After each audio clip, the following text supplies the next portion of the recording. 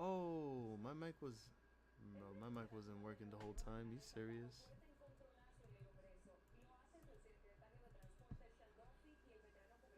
Hello, testing, testing, testing. Let me know if you guys can hear me. I literally was. I don't know why I automatically thought that my mic was on, and then I had to go to my settings.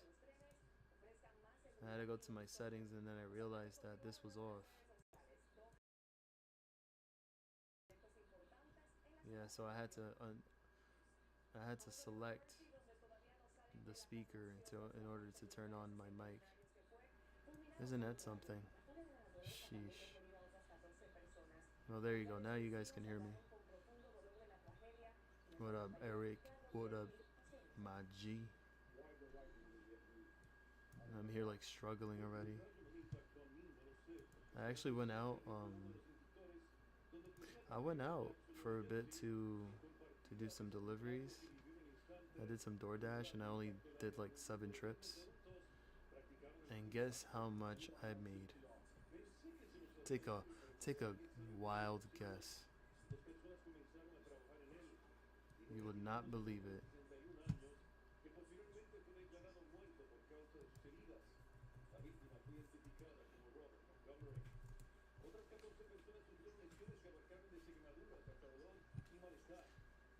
Dude, I wish. I made a total of $29. $29 exactly. I was dashing for 2 hours and 58 minutes, pretty much 3 hours, and the active time was an hour and 31 minutes. So, yeah, that was just completely trash. Like, I'm so I'm so mad. I'm so mad. I'm so sad. Oh. And well, I mean, luckily that was in addition to somebody giving me $2 tip, and oh wait, and I forget I had a $4 cash tip, so that makes it $32. It wasn't even that busy anyway in my area, but if I was in the city, maybe I would have been able to get a lot more orders. But yeah, that was the story of my life. Now I want you to pay attention to what's going on in front of your screen on Twitter. Tell me what you guys think about this. This was posted by somebody named Vivek, for real, at 4:32 p.m. Eastern Time. And let's see.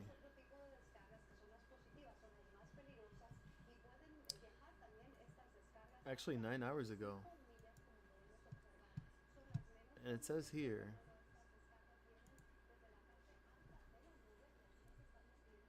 sending Bitcoin over Bluetooth between BitChat Android and iPhone. Both have a native Cashew eCash wallet built in. The eCash travels directly from phone to phone. The sender needs no internet, like instant and untraceable digital cash. Work in progress. It's going to be insane.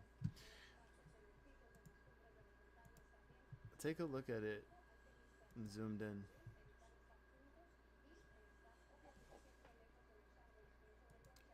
Let's see what it says on this.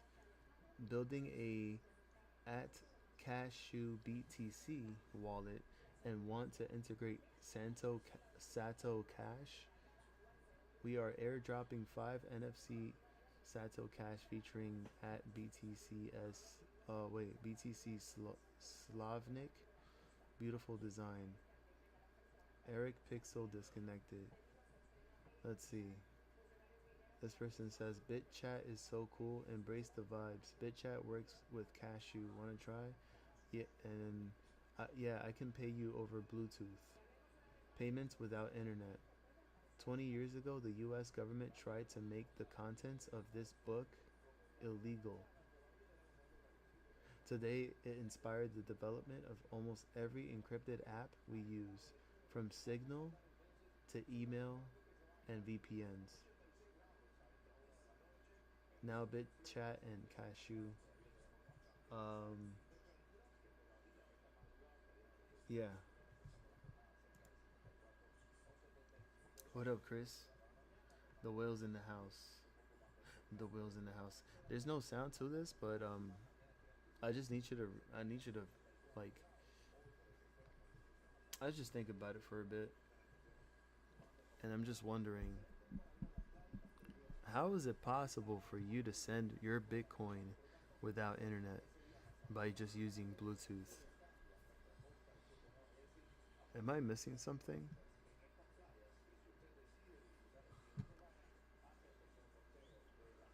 Let's see. Somebody said there is no way for the receiver to validate the payment without internet, no matter how much you hack around it, or is there hope for that? Then the person that posted that video said sender hands eCash over without internet. Receiver needs internet to reissue tokens to prevent double spending. Alternatively, if only the sender has internet but receiver not, sender can lock the tokens to receiver's pub key and send over. One of both needs internet. Um, so yeah, let me see. This person posted, "Hell yeah, Tuma Bitcoiner called this in the latest BTC Insider update that went out on Tuesday." So it says here, BitChat is the latest project from ex-Twitter founder Jack Dorsey. This quote-unquote weekend project allows people to chat privately and anonymously via Bluetooth Low Energy (BLE) without the need to rely on centralized internet providers. Jack presented BitChat on his social media platforms and is available to test on iOS test flight for Apple users. Kaye, the pseudonymous Cashew developer, released a version of BitChat for Android-based phones which, according to the developer himself, was made relying extensively on vibe coding. Today, they hit a record of 15 people connected to a single chat. What's cool about this tech? This messaging app allows people to communicate offline without the need to share personal information such as emails or phone numbers. And this could work great with a system like Chow Chow Chowmian eCash, Chowmian eCash, that also supports offline payments.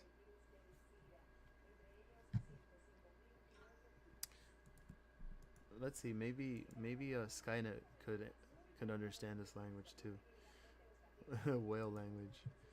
Let's see. Kashumian. Let's see. Kashumian eCash.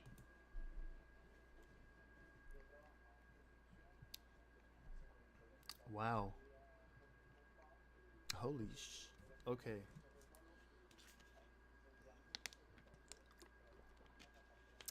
By the way, how are you guys doing so far? You guys ready for Friday? Chillin' brother, just waiting on my time to become and then take down the 1%. It's supposed to be a transition from the 1% to the new 1%. And we are the soon to be um, future whales and belugas.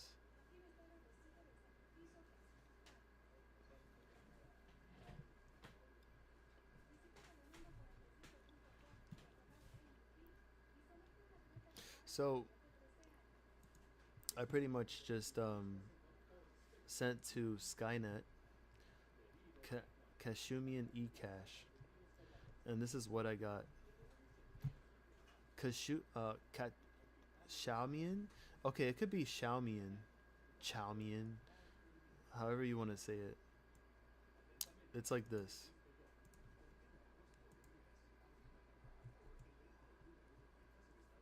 And it says here that Xiaomian eCash is the pioneer digital cash system invented by David Chaum in the early 1980s.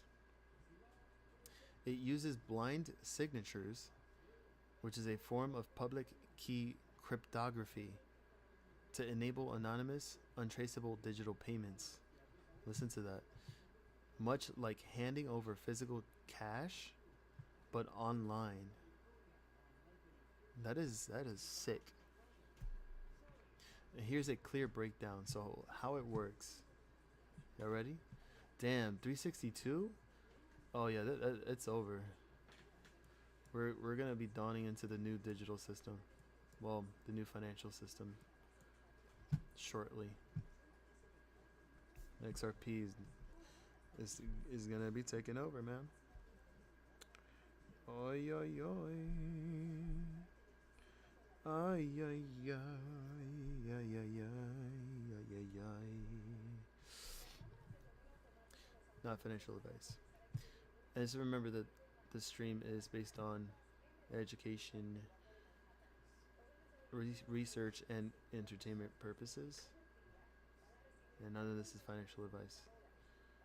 But yeah, so Xiaomi and eCash. How does it work? Number one, withdrawal. You generate a random token or a serial number and blind it with a cryptographic blinding factor.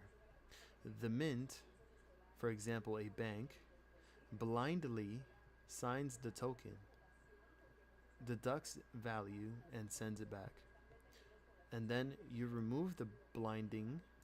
Now you have a valid digital quote-unquote coin signed by the mint, or for example a bank, but unlinkable to its issuance.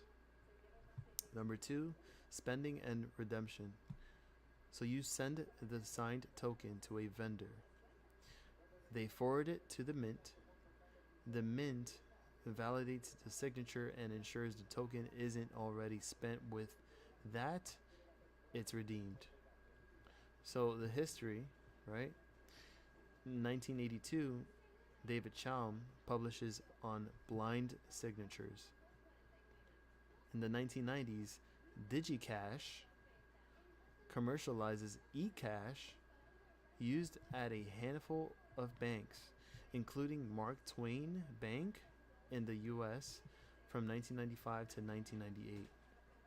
And then 1998, DigiCash declares bankruptcy. eCash fades as credit cards and online payment systems like PayPal take over. Do you guys remember that? Because I don't remember DigiCash.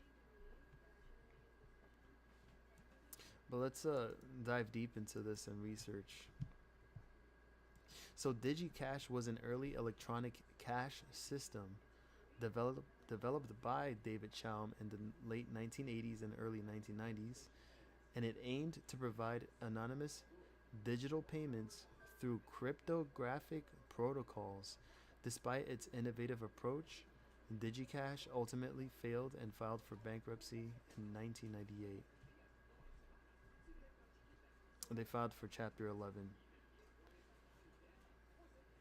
And despite its failure, DigiCash's innovations influenced the development of later digital currencies and payment systems. Oh, would you look at that? Who would have known? Wow. So, Chaumian Mint and Modern Revival. Chaumian Mint is the architectural core. A mint uses blind signatures to issue digital coins while preserving anonymity. The main limitations: it's centralized, so you must trust the mint not to steal or mismanage funds. And then regulatory and technical hurdles meant it never scaled widely. Then modern implementations have revived the idea. So Cashew, which is built for Bitcoin, issues eCash tokens over Lightning while preserving privacy. And then Fedimint uses federated Chaumian mints, distributing trust among many parties to reduce the risk. So why does this matter? Privacy preserving.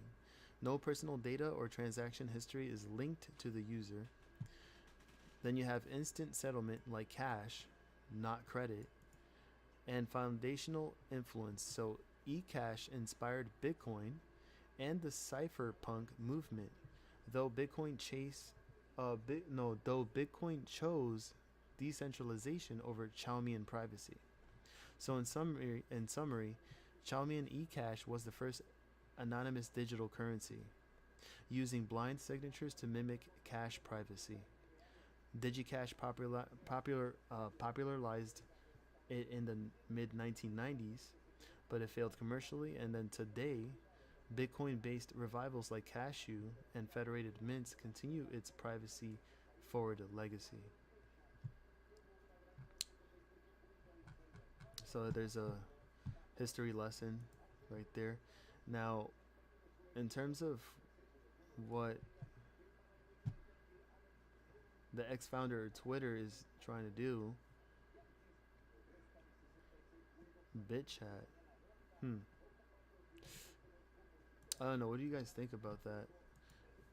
And it would be, I don't know. Yo, what up, Big JR? Let's see. We've been in it. Wait, Chris said we've been in it. Think about tap to pay, swiping a card. Everything has been to digital. We are late.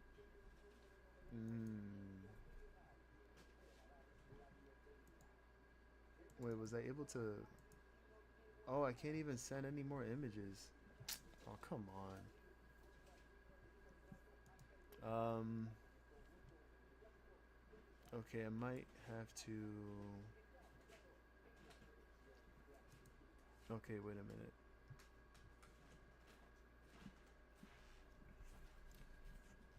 Somebody asks, how can this happen without the internet? Don't all transactions need to be recorded on the blockchain? And then someone else says, but the ledger is public, so who transacted with who and when is visible to the rest of the world? What am I missing?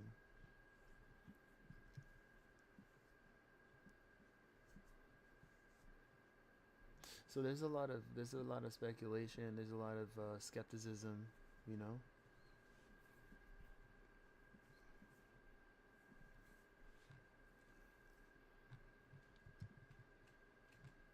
So I'm just wondering, you know, if like let's say something were to happen, if there was a blackout, if there was anything that would shut off like the internet temporarily, like how else would people, you know, move their Bitcoin or crypto in general if there's no internet? It's crazy.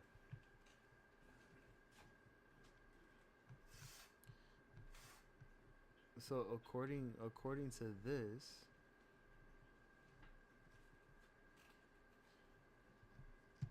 so here's this guy, Crypto Cosmos, an hour ago, saying they are about to implode Bitcoin, allegedly, supposedly.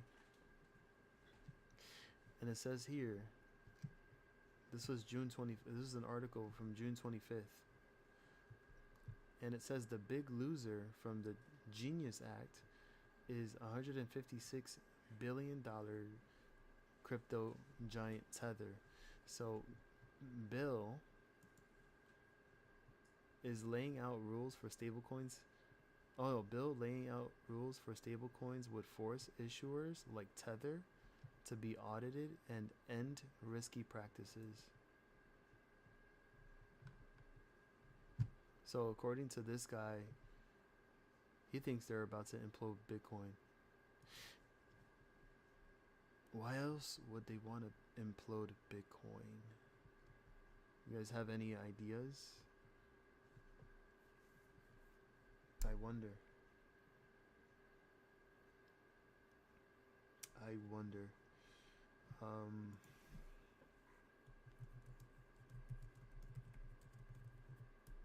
Let me see something right here.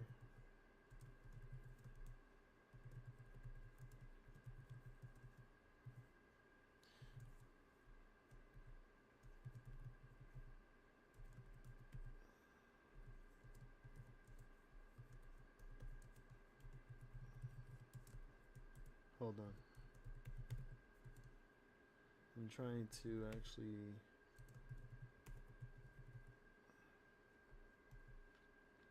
No.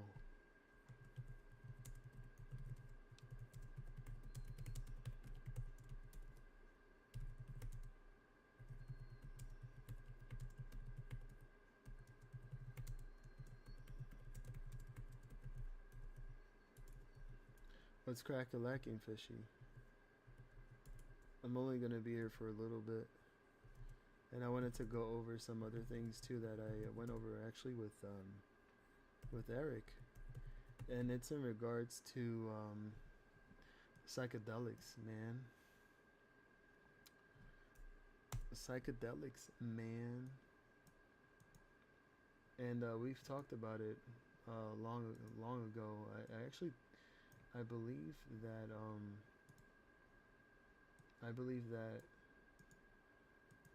I have the Chat GPT conversation on the Discord, and I actually had posted it last night.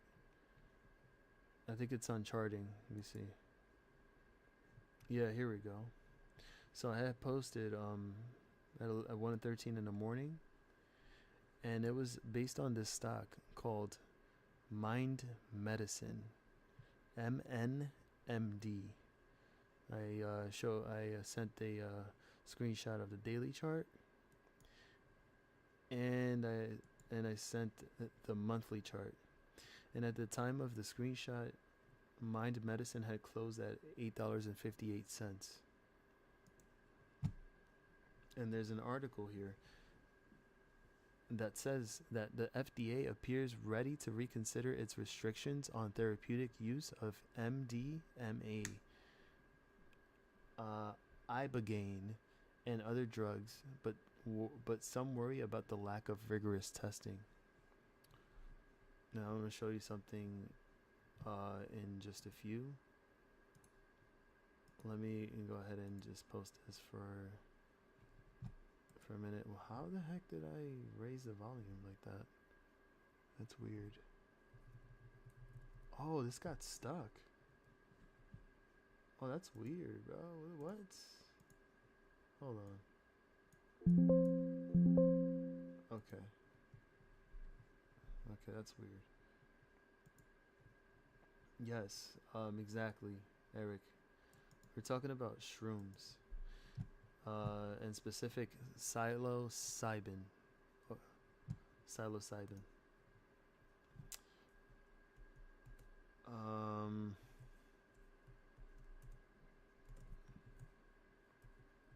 Do you think they are trying to implode Bitcoin? And if so, what is the plan? What coin or blockchain would theoretically take over? I'm just experimenting here. I'm like brainstorming. Take over.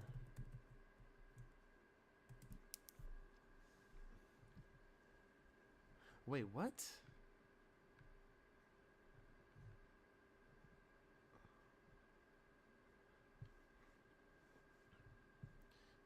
Give me 1 second here. I need some music. And for some reason the volume, whatever this thing is stuck on my screen.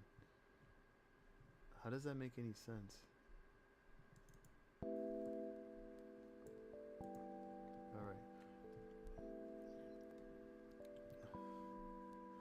All right, so I pretty much took whatever was said here, and I sent it over here to ChatGPT, and look what it said. It said you're spot on to ask this now, because the Genius Act is one of the most disruptive moves toward U.S. digital currency dominance, and the potential collateral damage is huge. Remember, this is just for speculation and research purposes, all right? Do your own research, but this is going to be deep. So, again, the potential collateral damage is huge, especially for Tether. Now, the question is this a move to implode Bitcoin? It says here, not directly. The Genius Act isn't about targeting Bitcoin itself, but rather, and it says here, seizing control of the rails, including stablecoins, on-ramps, and liquidity providers that Bitcoin and the wider crypto market rely on. So Tether is the biggest stablecoin by volume and liquidity, often acting as the oil in the engine of crypto markets, especially in offshore and unregulated trading zones. So by gutting Tether, the Genius Act effectively drains liquidity from exchanges, breaks cross-border flows, crushes altcoin pumpability, and favors regulated USD-backed competitors. And look what they use as an example. RLUSD, Ripple Labs USD.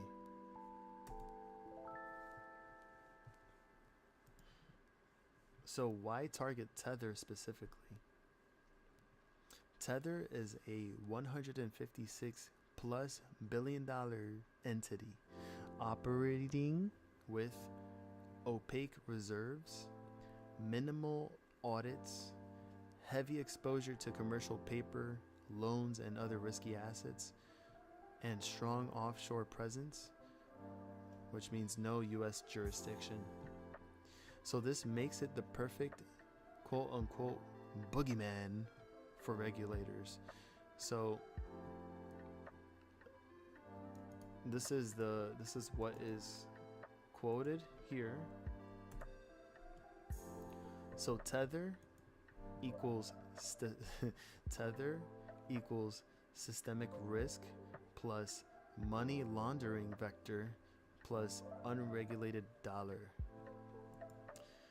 And Genius Act forces full transparency of reserves, U.S. banking partnerships, and audit trails and redemption accountability.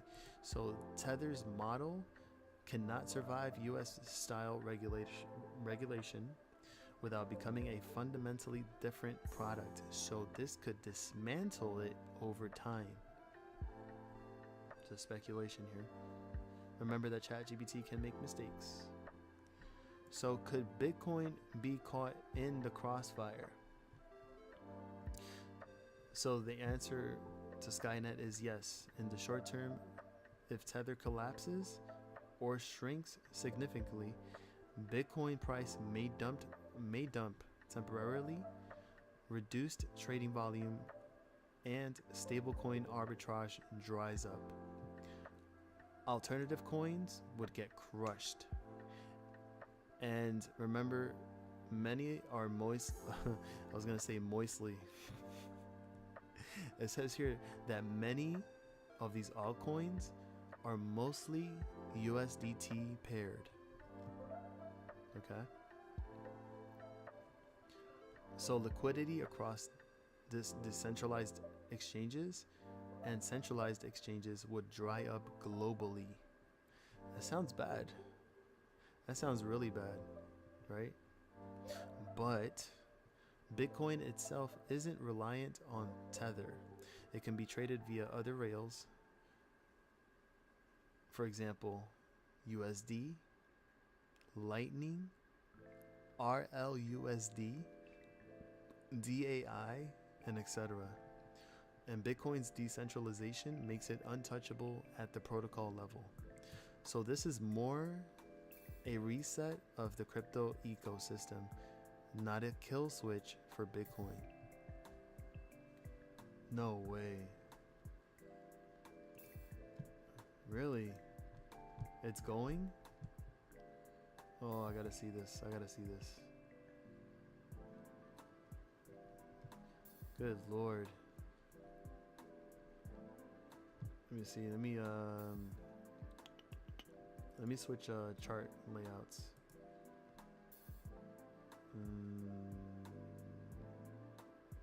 No. Sure, I'll use this. Check out the chart on Bitcoin on the 5-minute. That uptrend from about a low of 1,100 and I was gonna say 1,000. My brain. 117,400 or 500, going up as high as 120,998, and it looks like it's attempting a breakout right now as we speak. Yeah, it's looking for a breakout right now. And breakout on the RSI here. So I think this is, I mean, if this breakout comes to fruition and this thing,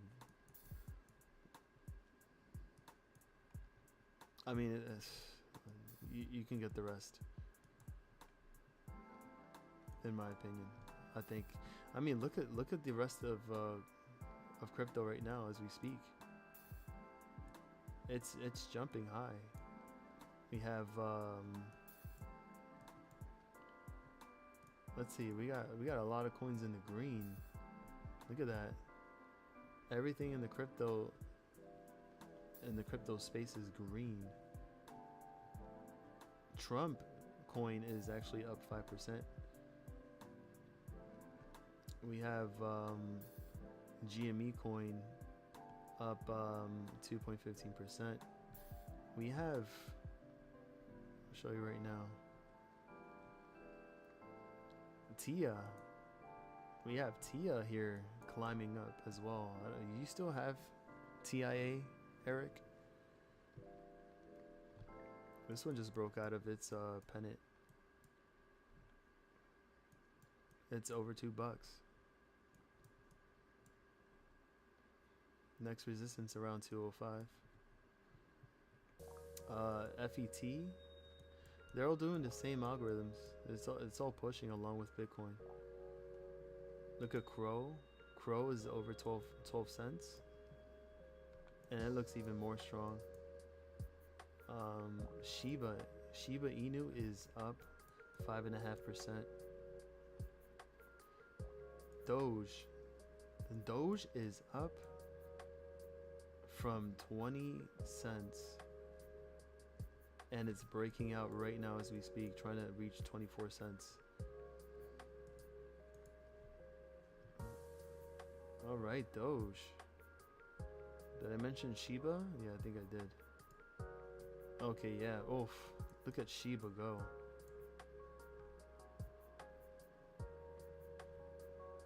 It's so excited. Even Fart Coin is moving 6.85%. And Uniswap. Look at Uniswap's breakout here. Oh, this is completely different. But look at that. Wow. This literally moved up. Oh, it's $10 now. Uniswap is officially $10. It just broke $10 right now, up 12%.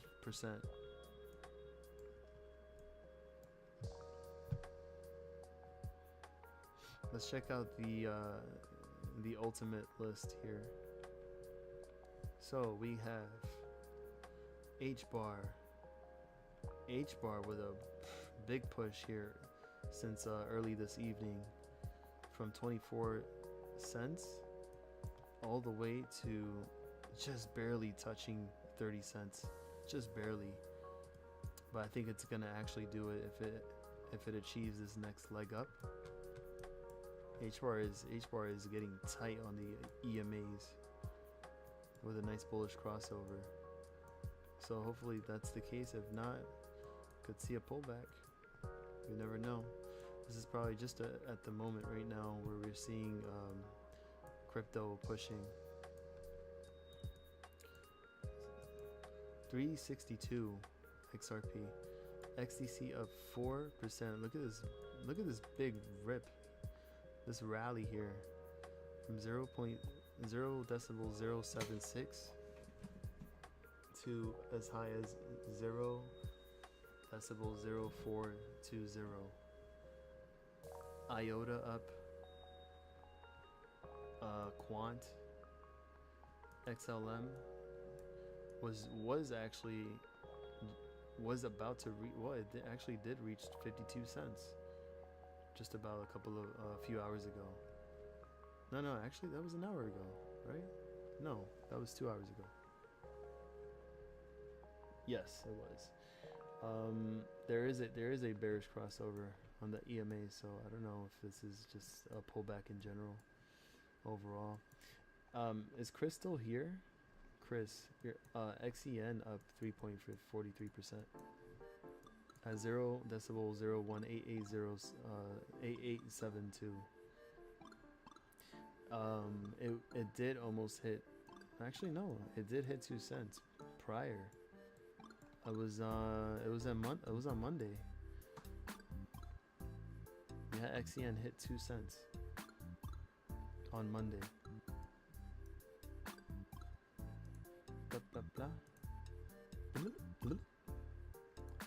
Let's check out the 4 hour real quick.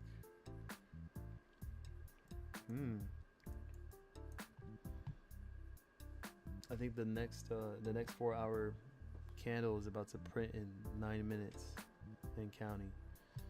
And then the RSI here, on this RSI, it needs to break out of this line. That's a 13 EMA. But yeah, ever since there was this breakout that happened July 10th from 0.0139 and again until 0.02041. No, this is XEN. Spell up 2. Ooh, Spell just made it over the 200 SMA, and the 50 is about to cross it. We're gonna see a golden cross really soon, from what I'm seeing right now, from what I am observing right now. The EMAs look strong at the moment. You can tell here the 9 and the 20 EMA both bouncing at the same time, and you have the 50 about to cross over the 200 SMA. Golden cross. It needs to break out. No matter if this is overbought, it's gonna eventually break out, and it's pushing up. So check out the 5 minute here, making new, I guess, evening highs. You can call it day highs. 0.000555357. Okay, take a look at Spell and ETH together. Yes, we can do that right now.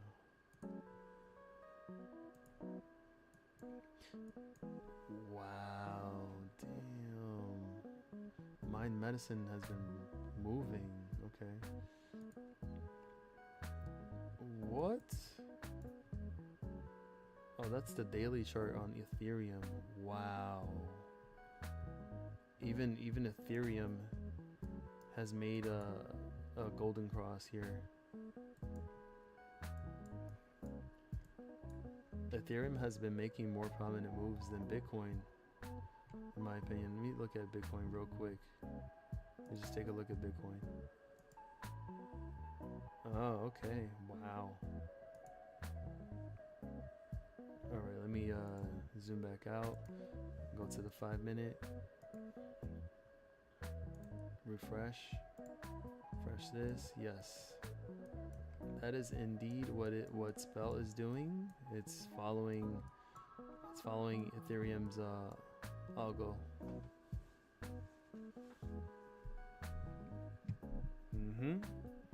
It's trading sideways. It's consolidating. Look at the 15 minute real quick. Let's see. I gotta like zoom in or something. Maybe if I switch it if I switch the windows like this, maybe that makes more sense. I don't know.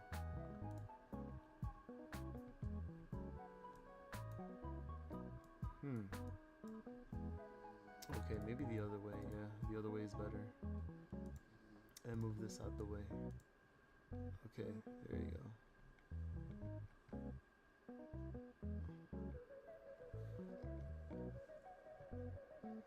Wow, but Spell has had some big spikes here as of 12:30 in the afternoon, where it was at a low of 0.00052233, and then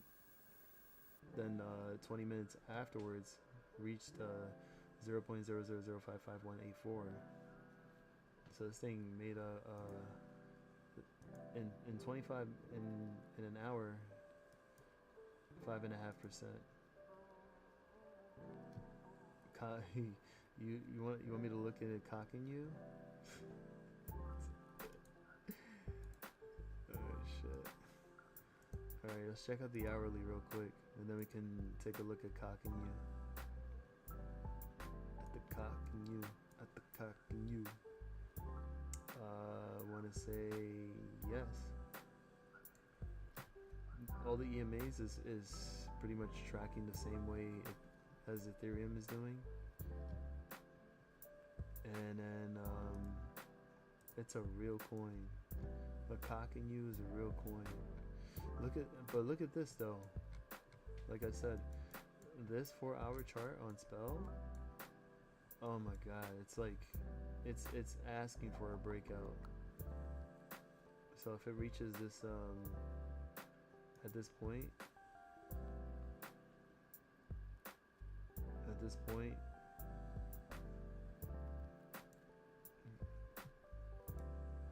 you gotta make an alert here for when it reaches there and get a golden cross. Alright, check the daily real quick. According to the daily chart, we already have the 9 and the 20 EMAs crossing bullishly since July 11th, and now it crossed over the 50 SMA. The SMA is slowly turning up, so it's gonna gradually start turning back up and then go moving up on a bullish trend. So yeah, look at this, because it's already pushing Spell as it is with this move, and Ethereum is almost 3,600. I'm gonna put on an alert there, and we're gonna put an alert for 0.00566059. This move so far from June 22nd, by the way. So if we calculate that is, so Spell has been up 38% as of 26 days. In 26 days. Take a look at the weekly real quick. Wow. Look at the breakout on Ethereum on the weekly chart. Look at this. Just literally just bouncing off that 200 SMA. That's wonderful. Or Purple Magic TV, whatever this thing is. Look at that. Look at that. That is nasty. Let me look at Spell's weekly chart. I'll tell you right now. Oh, I can barely see anything right now. What the hell is this candle? 28 cents? Jesus. Okay, there it goes. Look at this. Literally a double bottom. Well, I guess you want to call it a double bottom? You want to call it a double bottom, Chris? Because we have here a bottoming on this range. July of last year. Since July of last year, going to August, to September, and then October. It took all this time and was just trading flat until it started breaking back up towards like 0.002. Then came all the way back down, and now we see another bottom again. So from like March of this year, April, then a big bounce here from June, middle of June until now. This is that is a tight bottom for sure. Yeah. Wait, what the hell did I just do? Yeah, this is a tight bottom. This is overall, I think, bullish, in my opinion. And you have the 9 EMA slowly climbing up with it. So all you need this to come up, meet with the 20 EMA, get that bullish crossover, and forget about it. Then you'll see this moving up. How do you call it? From here, you would see this moving up another 17-18%.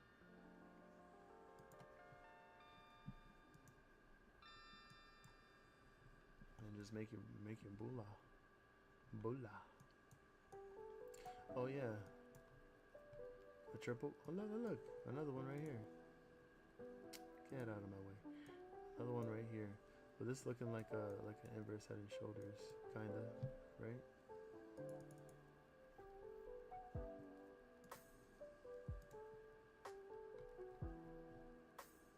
That is crazy. Oof. So it seems like it's pretty much primed to move some more. So just keep that in mind. By the way, Friday. Today is Friday now, so it's midnight. So we have a lot going on. We have here retail sales month over month. Then we have housing starts. Then we have building permits preliminary, whatever that shit means. And Michigan consumer sentiment prelim at 10 a.m. We'll see how that goes. Let's move this back to the 5-minute. Polygon.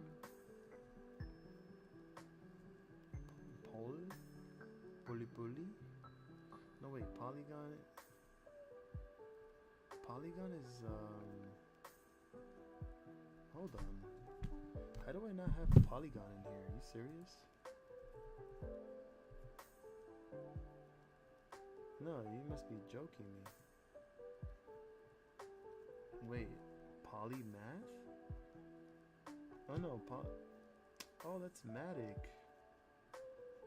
Okay, it's Matic.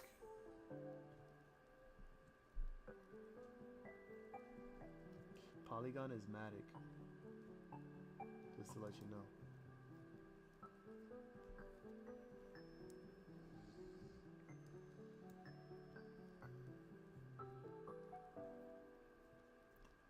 It used to be Matic, so what? It's Polymath.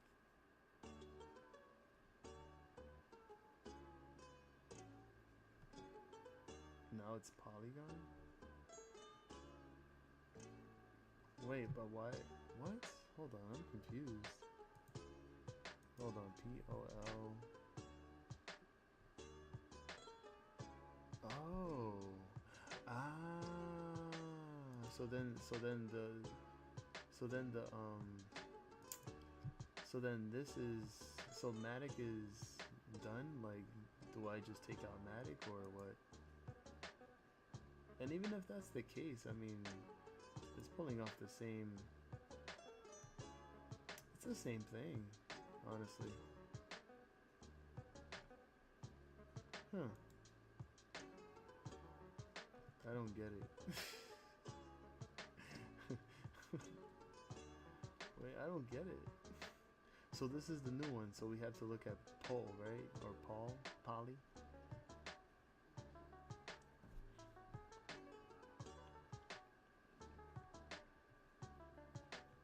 Because then I'd have to remove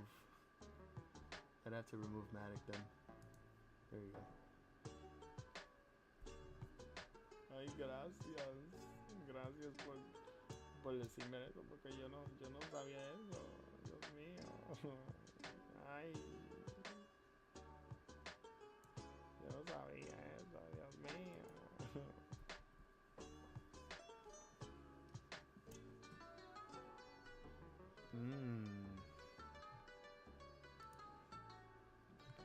Look at that.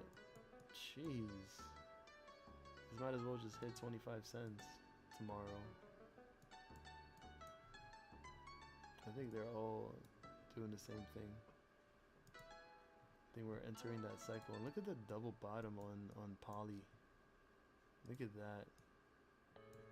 Look how nice this looks. They got the double droopy titas pattern. Double droopy titty pattern. Just got deflated there. I don't know what you want to call that pattern, but I guess you're gonna call it George W. That's good, honestly.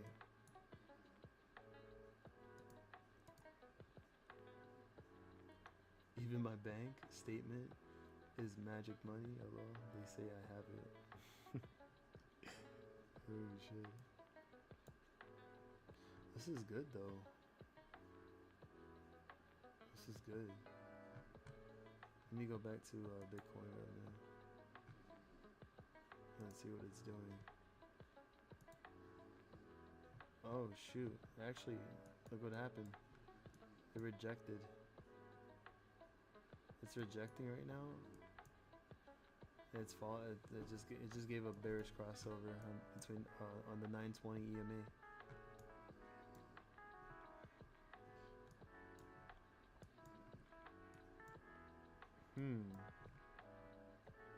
That's interesting. What's going on?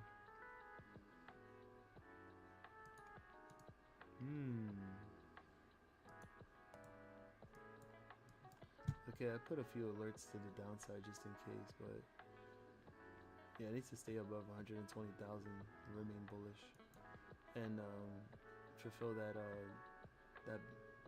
triangle, ascending triangle, and break out from there.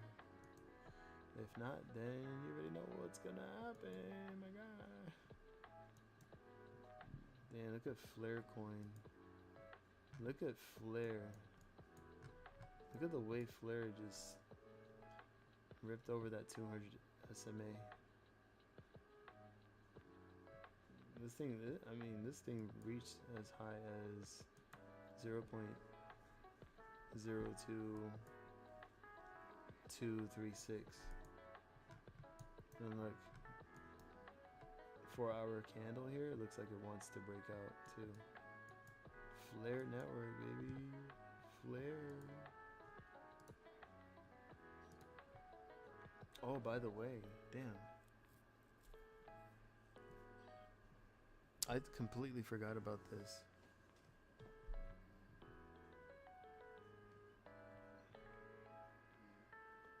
Oh, so look, what network would replace it? So the Genius Act clears the path for regulated US-controlled blockchain infrastructure.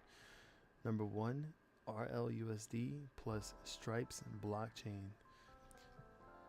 Again, just speculation and for research purposes. And ChatGPT can make mistakes. I always gotta say this because, just in case.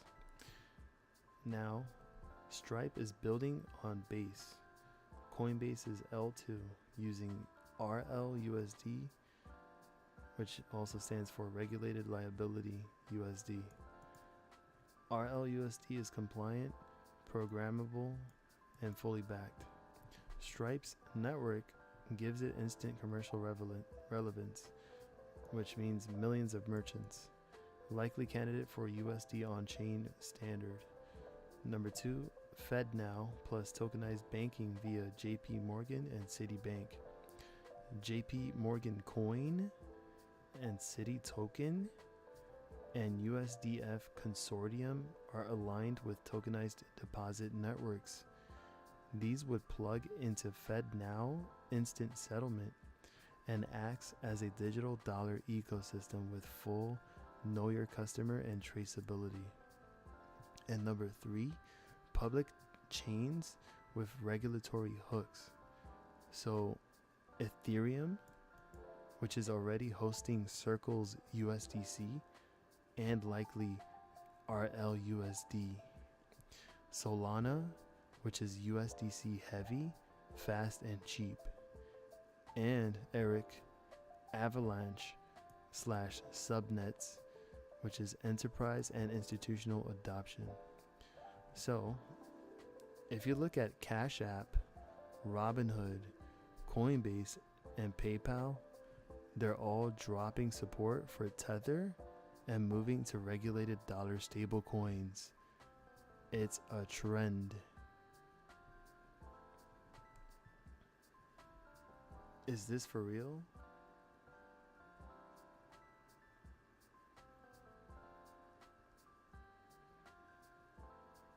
Are they're really dropping Tether, huh?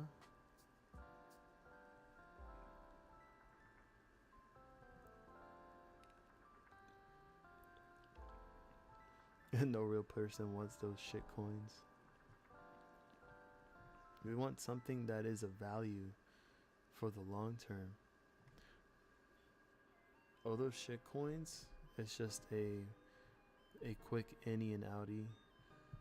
If you make your money, just, in and out, and then, solidify your holdings with coins that are going to be able to last through this new ecosystem and be a part of this new digital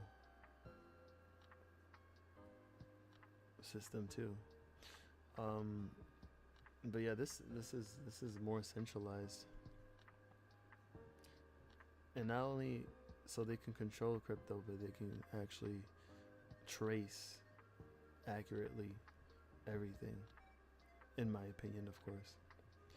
So yeah, again, if you look at Cash App, Robinhood, Coinbase, PayPal, they are all dropping support for Tether and moving to regulated dollar stablecoins. It's a trend. Son of a bitch. Scare the crap out of me.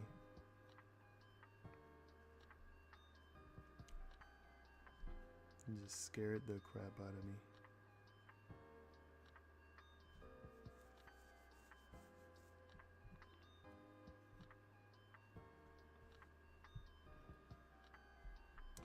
Yeah, so yeah. Oh my god. Yep, there goes Bitcoin. Something happened. Bitcoin just fell out of the triangle quick. Dude, that was loud as hell. Why is that notification loud? Gosh, it was just like right in my ear, giving me chills and shit. Anyways, so the master plan, control the money rail. Just what you was just saying, Chris. The master plan to control the money rail. Think of it like this. Phase 1, the action. Listen to this. I mean, look. This could happen. Speculating here. Skynet could be saying some scary shit, you know what I'm saying? But let's read into this.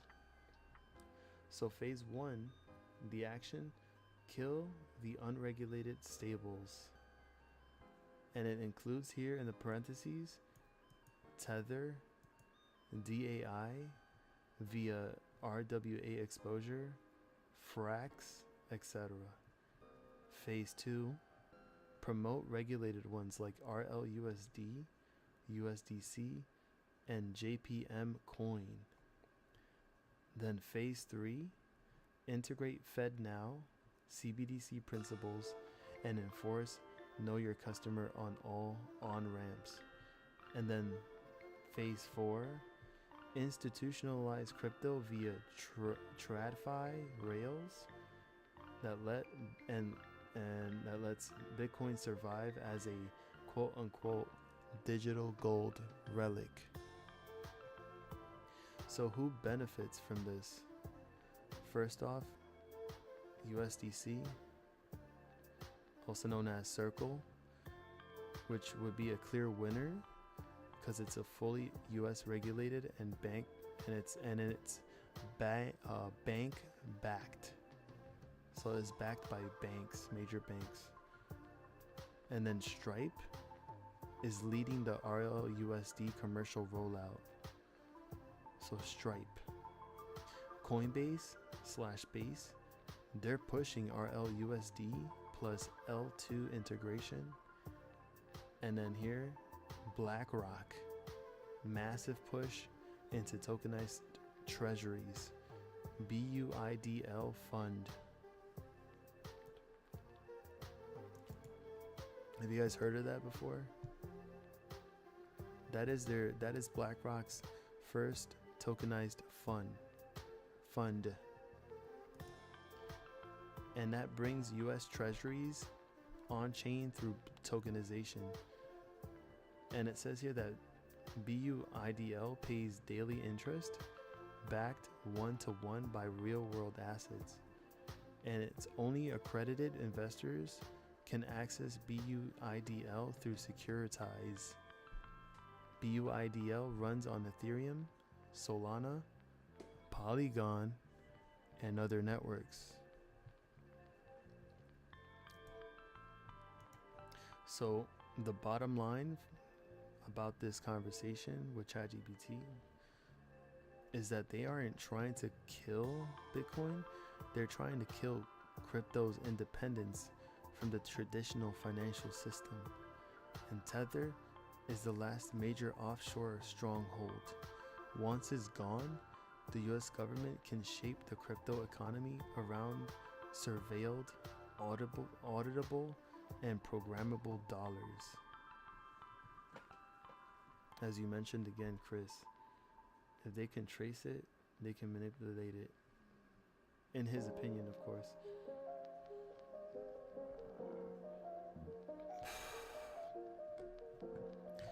Anyways, that was a very interesting conversation there. I will post this on the Discord right now, just in case if you want to look back and go ahead and review it yourselves.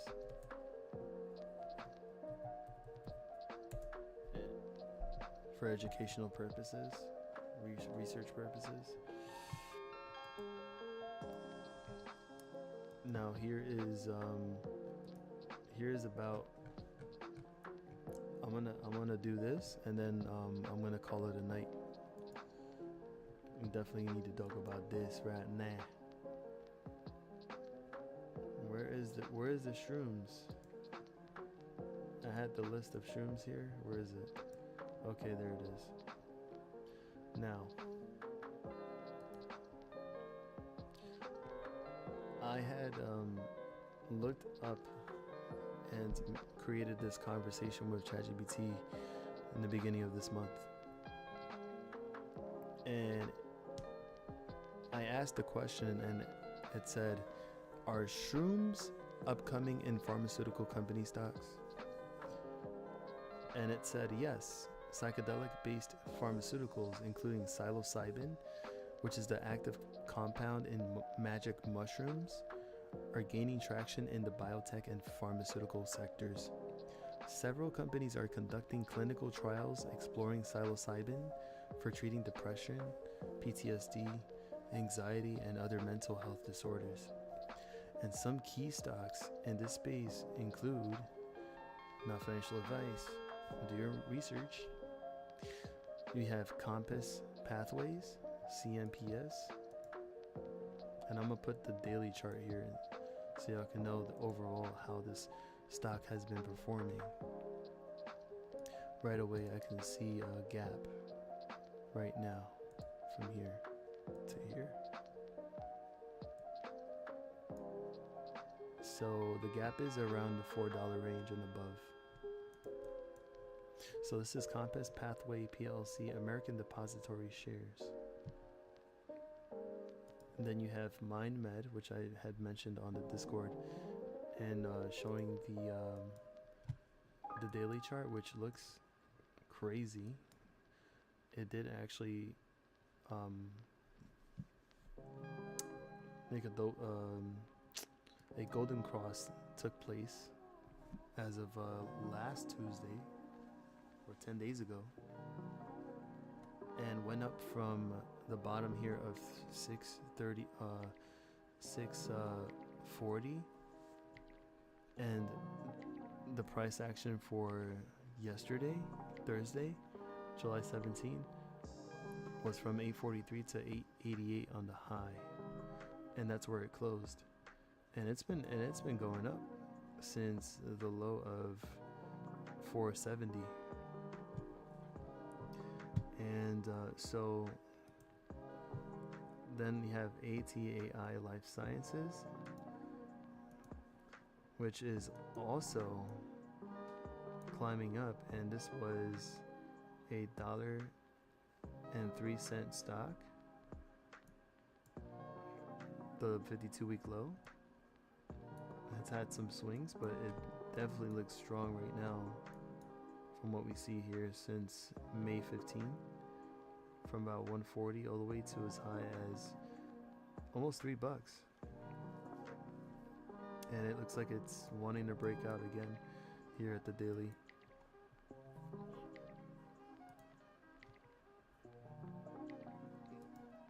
And then the next one on the list is Cybin Inc., also known as psilocybin, which is developing proprietary psilocybin-based therapies.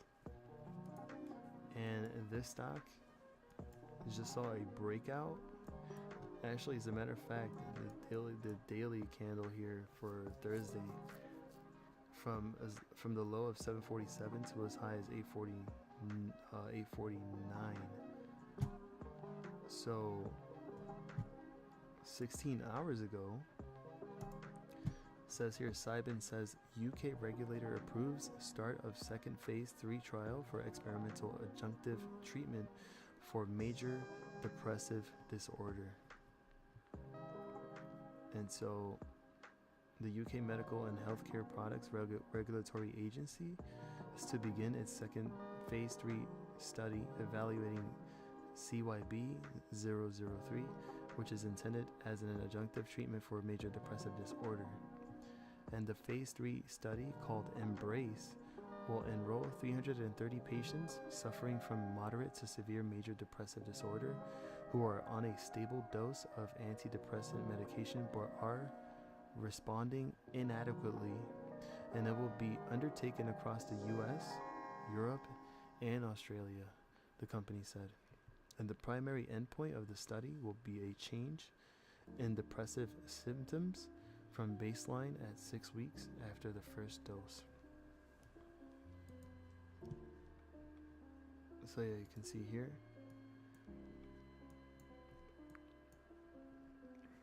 Kind of looks like an inverse head and shoulders, but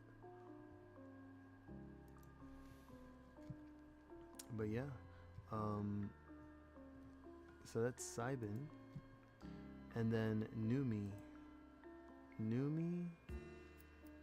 This stock became a OTC stock, so I'm not too sure how this one is performing, honestly, but it looks like it's been consolidating here, and it's been on a slow uptrend. So I wonder what that means.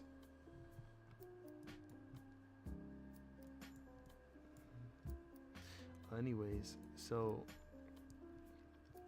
according to ChatGPT, the sector, well, at the time, which was January 30th when I created this conversation with ChatGPT, it says here that the sector is still speculative, but as regulatory approvals move forward, such as Oregon and Colorado legalizing therapeutic psilocybin, more pharmaceutical companies may integrate psychedelics into their pipelines. So if FDA approves these treatments, it could trigger a significant stock rally. So then I posted this article that says, and this article was 2 days ago, and I had posted this on Discord too, which is right here, recently. And so the caption here says, or the title, RFK Jr. and other Trump officials embrace psychedelics after FDA setback. So the FDA appears ready to reconsider its restrictions on therapeutic use of MDMA, ibogaine, and other drugs, but some worry about the lack of rigorous testing. So for decades, proponents of psychedelic drugs have come to Washington with a provocative message. Illegal, mind-altering substances like LSD and ecstasy should be approved for Americans grappling with depression, trauma, and other hard-to-treat conditions.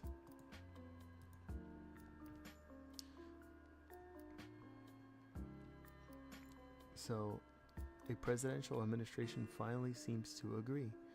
Quote, this line of therapeutics has tremendous advantage if given in a clinical setting, and we are working very hard to make sure that happens within 12 months.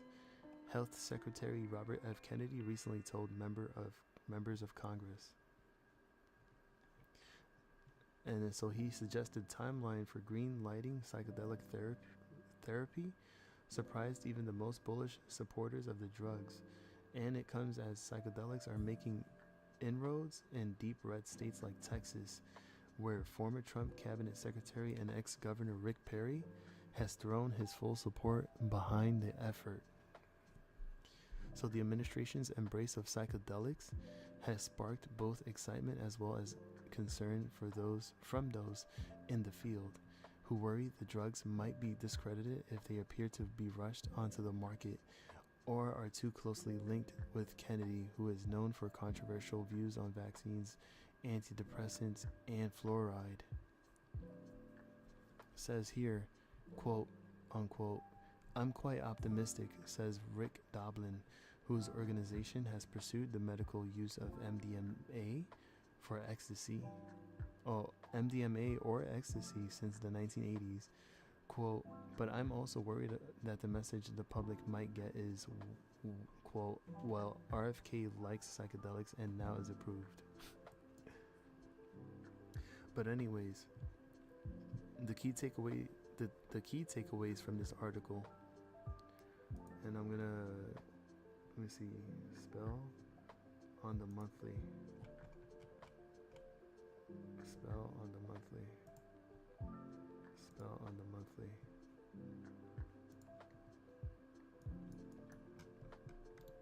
Damn, I can't even zoom in.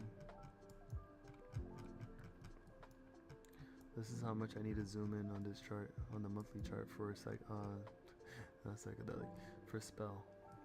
And that's a big monthly candle though, honestly.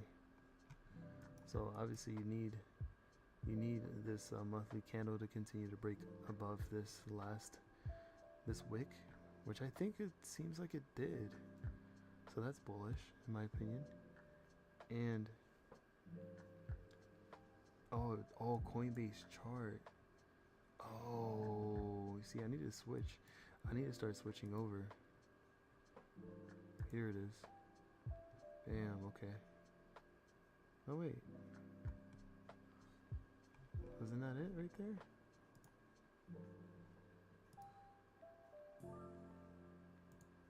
Oh, okay. I gotta remove this one then.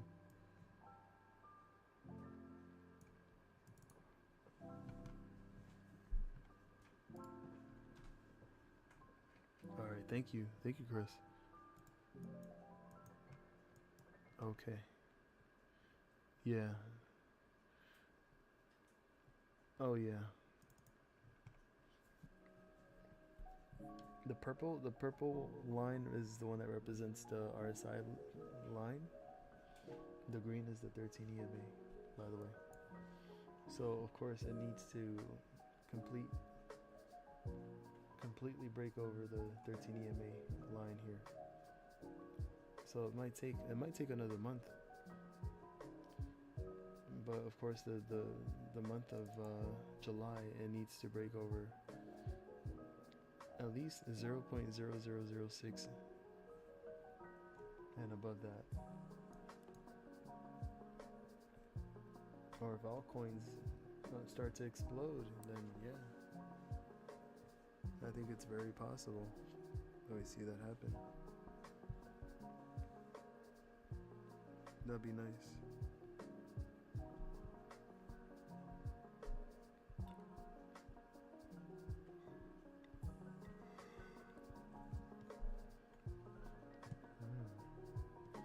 Let me check something. Let me go to another.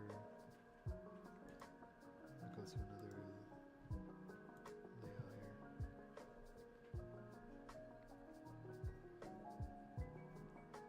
Go here.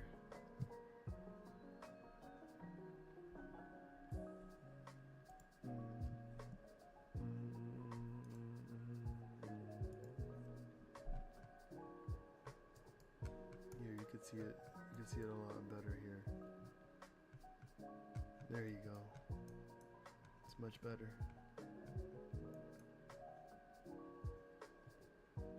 Yeah, this is TradingView, and this is the Coinbase chart, and here is the RSI.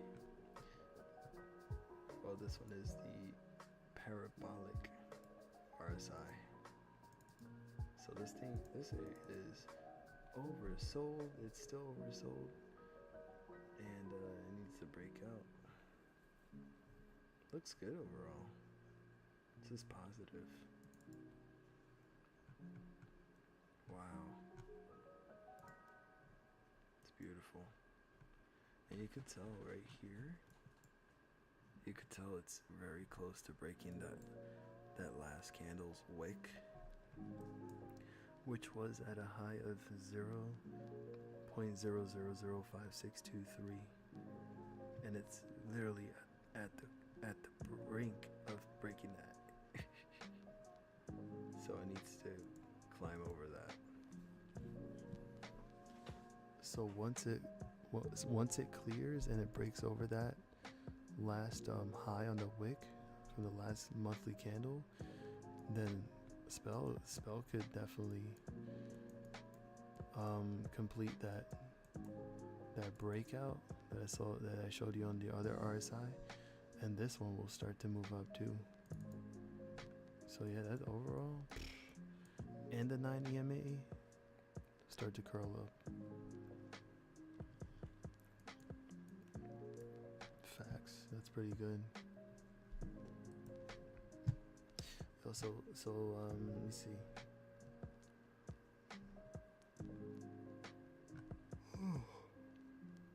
Oh my god, I'm actually yawning. Jeez. Sorry about that. So key takeaways from the article: RFK Jr. and Trump aligned officials.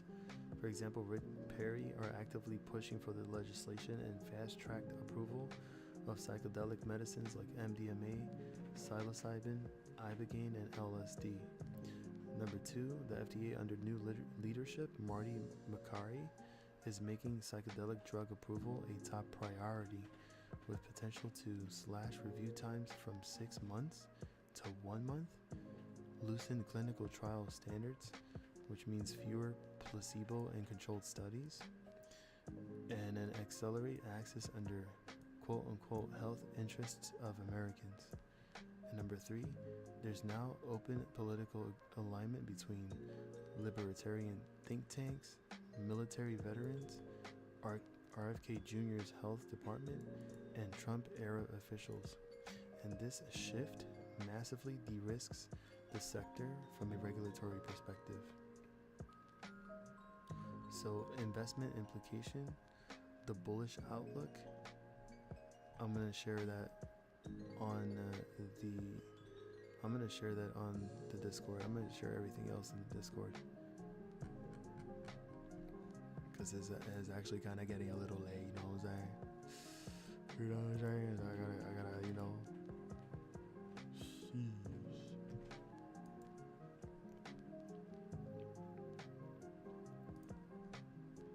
So I'm gonna go ahead and I'm gonna do this right here.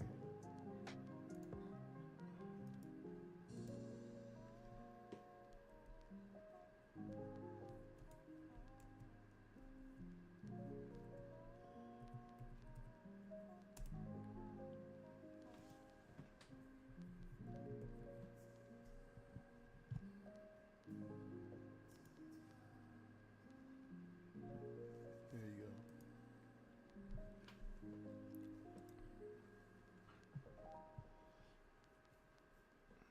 So we'll take a look at the charts for that.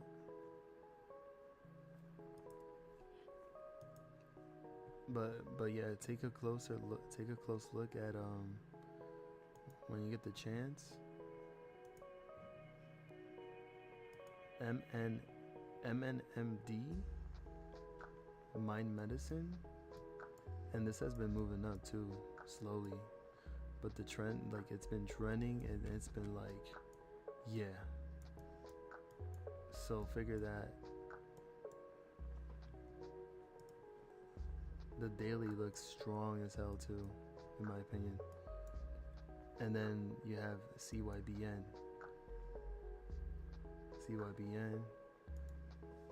This one, maybe that one. What about this one? Mangoceuticals. Ooh, Mangoceuticals. MGRX. Could be another one to watch for. But yeah, we'll definitely talk about it tomorrow, man. For sure. Let's all together get some rest, and we'll catch up. And appreciate y'all. It means a lot. You already know. You guys coming through, being able to share this information, look at what's happening, and I wish y'all the best for Friday trading. And Eric, drive safely. Chris, get some good rest. Fishy, shout out to you.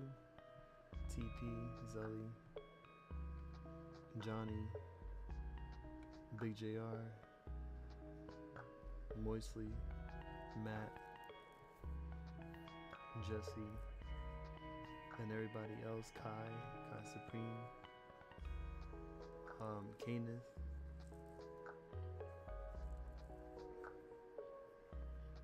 Yeah, shout out to everybody. Much love to y'all. And thank you. And let's have a great Friday. And just know that, of course, because I gotta hit that disclaimer, that anything and everything said in this stream was strictly in my opinion and the opinion of the chat and the rest of the fam here in the Lion's Den with yours truly, LionOfAllTradez. Just know that this was not financial advice. You're your own decision maker of your investment and your money. As long as you're managing your risks, setting those limits, and you're making your money and you're making sure that they don't take a single penny back from you. You're all winners.